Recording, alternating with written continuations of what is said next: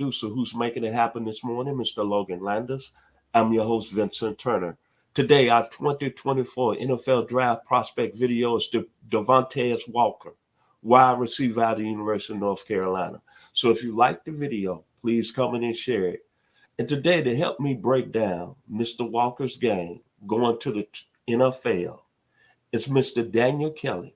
I call him the Phil Collins of the 2024 NFL Draft. I consider him the most talented guy out there doing this at his highest level.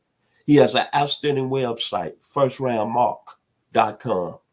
The very talented Mr. Daniel Kelly. How you doing today, sir? Hey, I'm doing really well, Mr. Turner. I'm just trying to get all the work done here before the 2024 NFL Draft, just trying to make sure all the I's are dotted and the T's are crossed, as my dad would say. There's a lot that's been done, a lot to do, and the time is running out as the Chicago Bears are on the clock. Let's get to it. Mr. Walker, how is his game going to transition to the next level?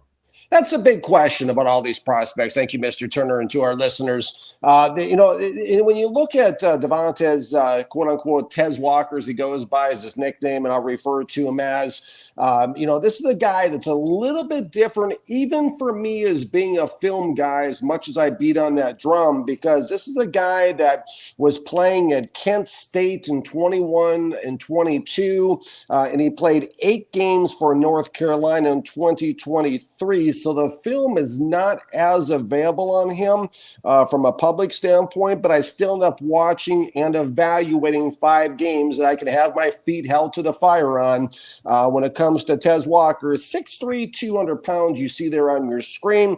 I evaluate him against Clemson, Miami, Virginia, Duke, and Syracuse. And from a stat standpoint, his production in 2023, 41 catches, 699 yards, 17.0 average, long of 56 in the 7 touchdowns, courtesy of ESPN.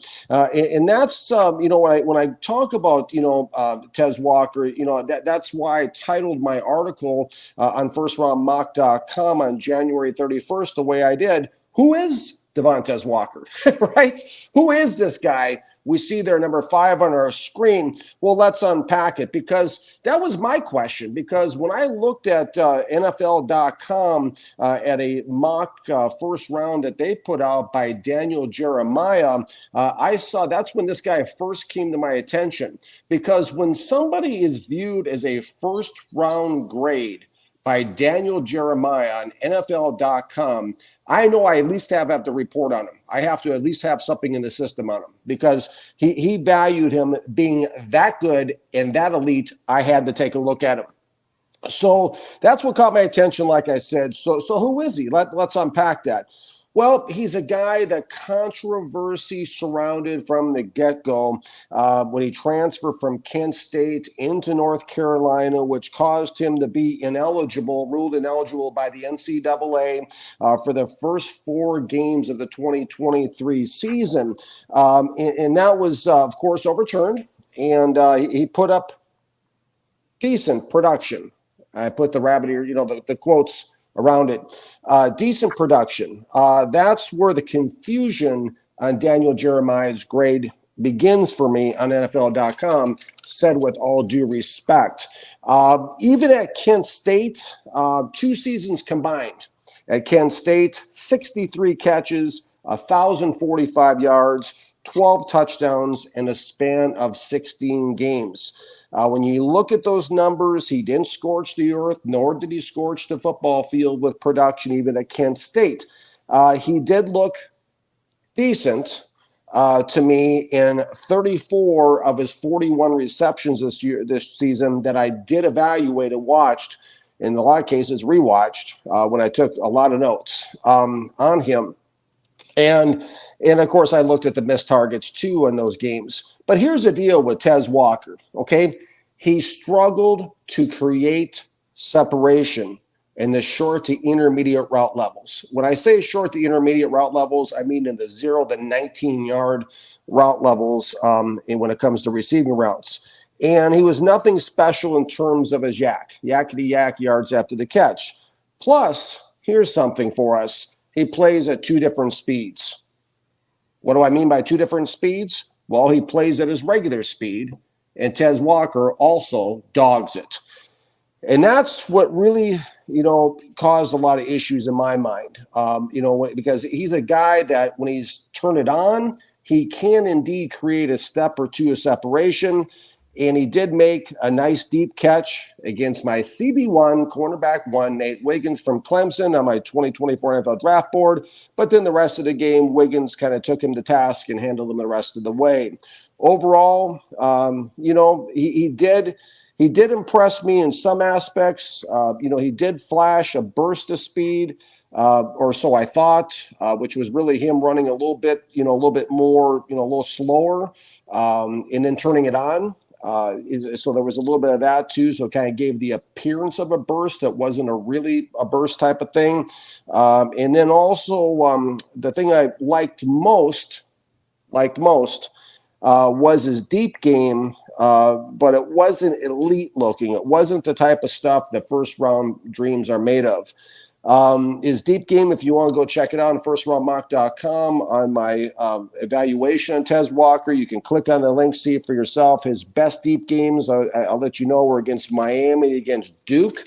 And the concerning part for me was that one would think, and this is the way I would talk if I was sitting in a war room in the NFL, one would think that when a dude gets a break from Kent State and gets a chance to go with North Carolina with the Tar Heels, that he would be running every single route like it's his absolute last route that he's going to run. And someday it's going to be the last route all these guys run. And that's why it's important to play every play like it's your last. But that's not what I saw from Tez Walker. I saw a prospect who had it on cruise control when I watched his game film. That's what his game film said. That's not what I think. All I do is write down what they do on film. His route running also did not look crisp or well-defined, which is very important at the NFL level because these corners know route trees like in the back of their hand.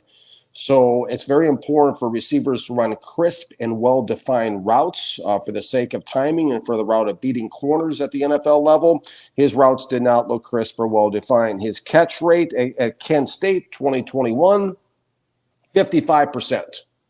Let's think about that for a second. He caught about half what was throwing him his first year at Kent State. 2022, Kent State, 59%. 2023 in North Carolina, 57%.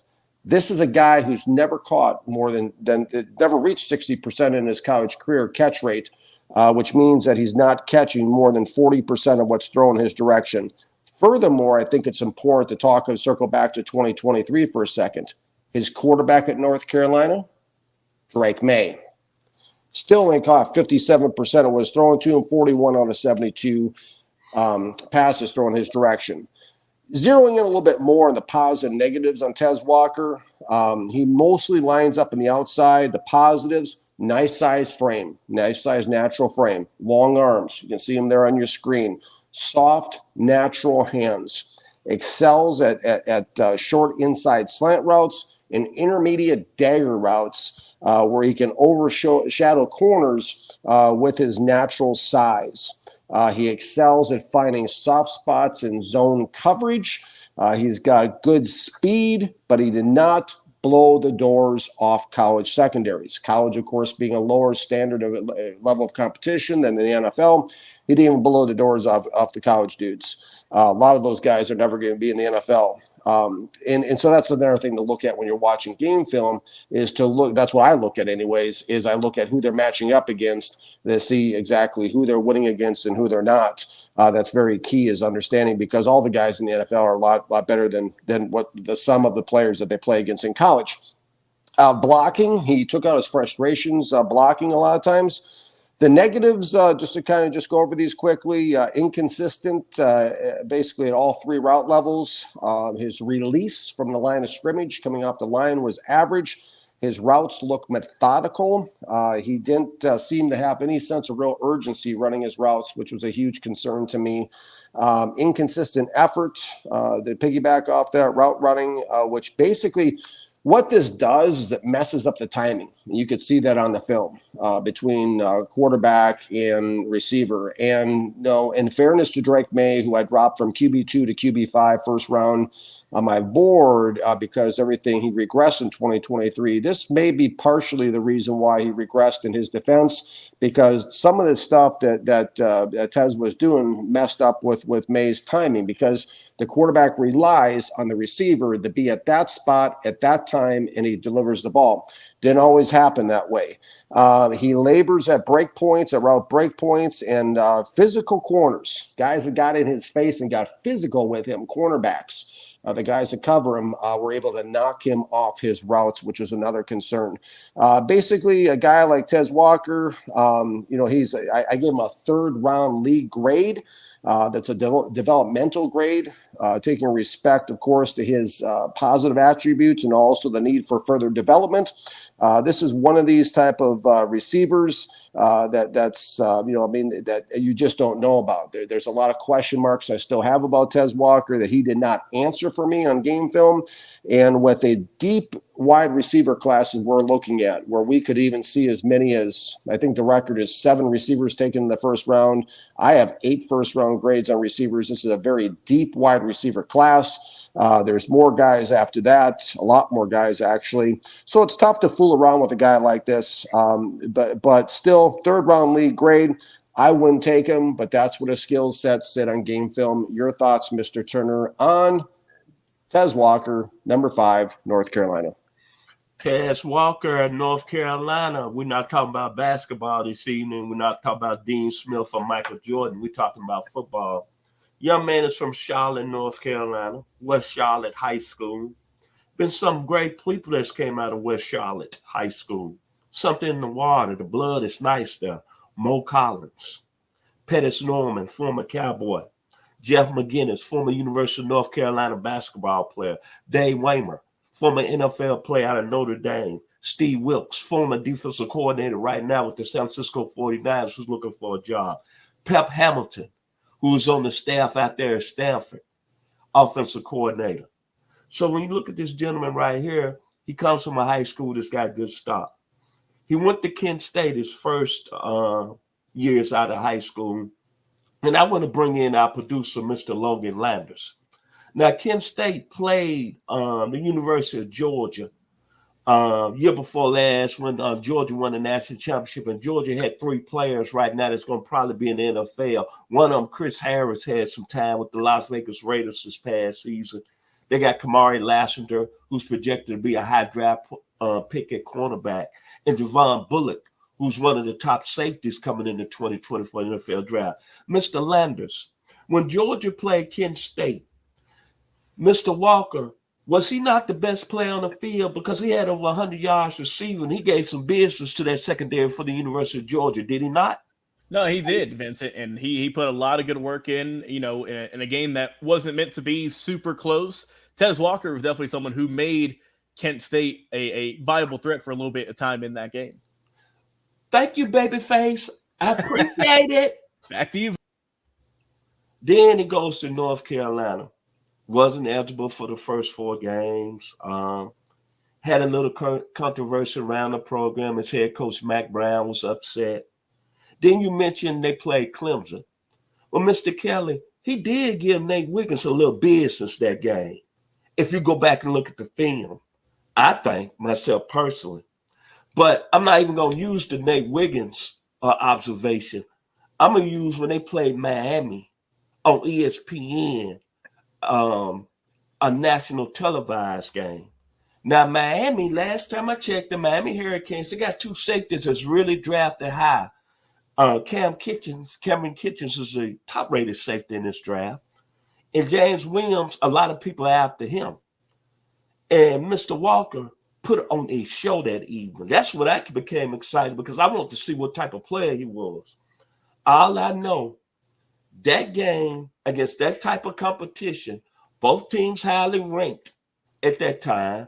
I believe North Carolina was undefeated. I believe it was in the top 10 at that part of the season, this past season. 6 receptions, 132 yards, 3 touchdowns. And clearly, not Drake May, not Cameron Kitchens, not James Williams. Clearly, Mr. Walker was the best player on the field. Now, he might have some inconsistencies, and I think that's because he's going from both schools and what has happened in his career. But when you look at all the great players, especially, there was one receiver that came out of North Carolina, had a pretty good career, the Hakeem Nicks, who got a Super Bowl ring with the Giants. I see this gentleman right here going to the next level. Getting with the right team, he's going to take it to another level. Because I don't think we've really seen what he can really do because of all the personal problems he had with transfer from Kent State to North Carolina. But I know this. When he came over there to Athens, Georgia, which is 30 minutes from where I live, now about an hour where I'm stationed here in Douglasville, Georgia, then Mr. Landis is up there in Gainesville, which is about 40 minutes from the campus. I know that when he left that stadium that day, one more time, Mr. Landis, can you help me out one more time? Excuse me. I got Mr. you. Landis, can you help me out one more time? Who was the best player on the field? That was that wide receiver, Mr. Tez Walker, we're talking about today. Can you say his full name? That's Mr. Devontez Walker. Put some respect on it, like you say. Thank you. And all I know is that the young man, he didn't put up great numbers in North Carolina this season, but 41 receptions, almost 700 yards, 7 touchdowns, and 17 yards to catch. I like that. I like that to a point that I'm looking at Haywood Jeffries with speed, Houston Oilers. I'm looking at Eric Miles with speed, Buffalo Bills. I'm looking at Tony Hill, speed, Dallas Cowboys. I'm looking at my man Mike, quick, Philadelphia Eagles with speed. And Marvin Jones out of the University of California, Cincinnati Bengals, Detroit Lions, who signed for a lot of money with speed. Back to you, Mr. Daniel Kelly. Hey, sounds good, Mr. Turner, and I appreciate you. Mr. Landers also weighing in on this evaluation. And let me start by saying this. There's a lot of great points you guys made. It's I think that, I'm not killing this guy. Okay, I'm not saying you're killing his grade. Okay, a third round grade is still a pretty high grade.